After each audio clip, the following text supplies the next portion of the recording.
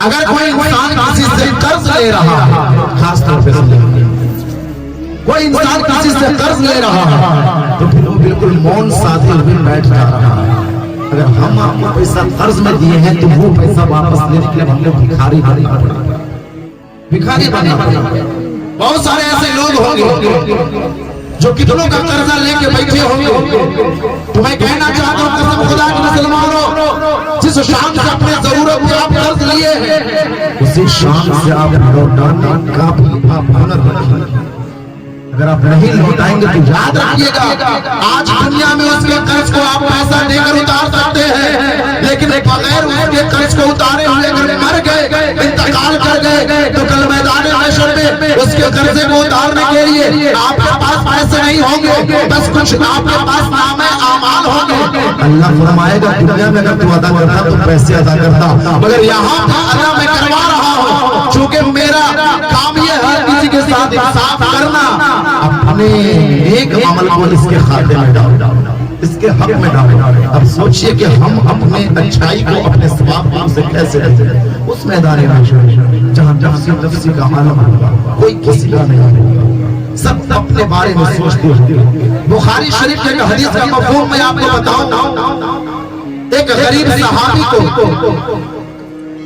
قرض کی ضرورت پڑ گئی. وہ پہنچے کسی کے پاس اور جا کر کہنے لگے بھائی مجھے 1000 دینار قرض کے طور پہ چاہیے. دینار ہوتا ہے سونے کا سکہ. حدیث پڑھ رہا ہوں، باغور میری بات کو سماعت کیجیے گا. جب ہم اپنی ساری توجہ اللہ کی طرف لگا دیتے ہیں، جب ہم اپنے ہر معاملات میں اللہ کو آگے رکھتے ہیں تو اللہ ہماری مدد کیسے کرتا ہے. باغور سماعت کیجیے. 1000 دینار قرض میں چاہیے دے دو، میں فلانے وقت میں واپس کر دوں گا.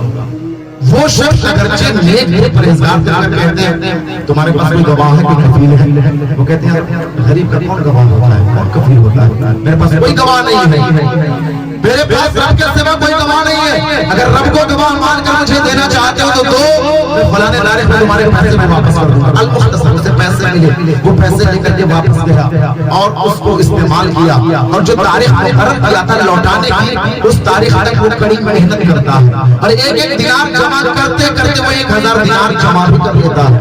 اللہ کے نبی ارشاد فرماتے تم واپس کرنے کا ارادہ تو کرو، غیر سے مدد تمہاری اللہ کر دے گا. واپس کرنے کا ارادہ تو کرو، اللہ تمہاری غیر سے مدد کرے گا. ارادہ ہی نہیں کرتے. وہ شخص جمع کیا 1000 دینار، اب دینار کو رکھ کر ایک تھیلے میں اور چلا اس شخص کے گھر کی طرف. لیکن راستے میں دریا تھا، سمندر. اب وہ دریا کے کنارے پہنچ کر کے کشتی کا انتظار کرنے لگا. کافی دیر ہو گئی، وہ کشتی نہیں ملی. آخر وہ سوچنے لگا یار اگر میں نہیں جا پایا تو کیا سوچے گا کہ اللہ دبا بنا کے میرے پیسے کو واپس نہیں کیا. وہ دماغ پر زور ڈالتا ہے، اس کے دماغ میں ایک بات آتی ہے، آئیڈیا آتا ہے کہ چلو اسے لکڑی کے ذریعے بھجوا دیا جائے. ایک لکڑی کو اٹھاتا ہے، بیچ سے اسے پھاڑتا کھولتا ہے، لکڑی کے اندر وہ 1000 دینار کو رکھتا ہے اور ایک خط لکھتا ہے. اس میں لکھتا ہے یار میں تیرے پیسے کو واپس کرنے آ رہا تھا لیکن کوئی انتظام نہیں مل سکا، اس لیے میں اس لکڑی کے ذریعے تیری طرف تیرے پیسے کو بھیج رہا ہوں. یہ کہہ کے وہ دریا میں اس لکڑی کو ڈالتا.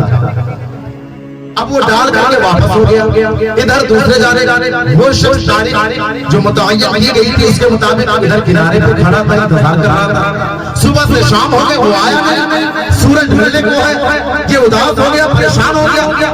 اللہ کو گواہ بنا کے میرے پیسے کو واپس کرنے نہیں آیا. کیسے لوگ ہیں دنیا میں. وہ اداس ہو کر بھی لوٹ رہا تھا. اچانک اس کی نظر دریا پہ پڑی. وہ دیکھتا ہے کہ لکڑی تیرتے ہوئے اس کی طرف آ رہی ہے. وہ سوچتا ہے چلو پیسے واپس نہیں ملے تو کیا ہوا، اس لکڑی کو اٹھا لیتا ہوں، اسے ایندھن بنا کر کے روٹی پکاؤں گا. اس لکڑی کو اٹھاتا ہے، اپنے گھر لاتا ہے. وہ اداس ہے، من میں سوچ رہا ہے. وہ شخص میں سے جھوٹ بول گیا، اللہ کو گواہ بنا کے میرے پیسے کو واپس نہیں کیا. وہ لکڑی کو گھر پہ رکھتا ہے، اس لکڑی کو پھاڑنے کے ارادے سے اس کے اوپر ہتھیار چلاتا ہے. لکڑی پھٹی ہے، اس کے اندر سے 1000 دینار نکال گیا. سبحان اللہ. 1000 دینار نکالے، اس کا خط بھی نکل گیا. وہ پیسے پا کر بہت خوش ہوتا ہے اور اس خط کو پا کر کے بھی بہت خوش ہوتا ہے. یہ تو خوش ہو گیا مگر وہ پریشان ہے، میرے پیسے سے ملے کہ نہیں. پھر وہ محنت کرتا ہے کہ دینار جوڑ کر کے پھر سے 1000 دینار جمع کر کے دوسرے تاریخ میں وہ سمندر کے کنارے پہنچ جاتا ہے. اس بار اسے کشتی مل جاتی ہے، اس بار اسے کشتی مل جاتی ہے. وہ 1000 دینار لے کر کے دھڑکا کر کہتا ہے بھائی مجھے معاف کر دے، جو تاریخ ہمارے اور تمہارے بیچ متعین ہوئی تھی اس تاریخ میں پیسے جمع کر لیا تھا، لیکن کشتی نہیں ملی، میں تیرے پاس نہ آ سکا، لیکن قسم خدا کی میں تیرے پیسے کو لکڑی کے ذریعے تیری طرف بھیجا تھا، پتا نہیں تمہیں ملا کہ نہیں۔ وہ شخص یہ پاس ہو کر کے مسکراتا ہے اور کہتا ہے بھائی خوش ہو جا، جس اللہ کو تو نے میرے اور اپنے بیچ گواہ بنایا تھا وہی اللہ تیرے پیسے کو مجھ تک پہنچا دیا ہے۔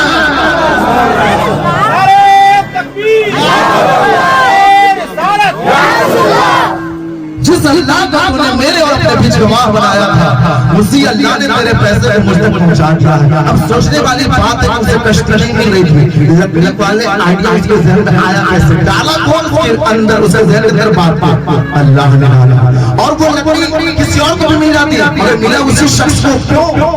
اس کے پیچھے بھی رب کی مرضی تھی۔ قسم خدا کی مسلمانوں، اگر ہم اپنے سارے معاملات میں رب کائنات کو آگے رکھیں گے تو میرا ایمان ہے، میرا عقیدہ ہے، بلکہ مصطفیٰ کا فرمان ہے کہ اللہ بھی تمہاری غیر سے مدد کرے گا۔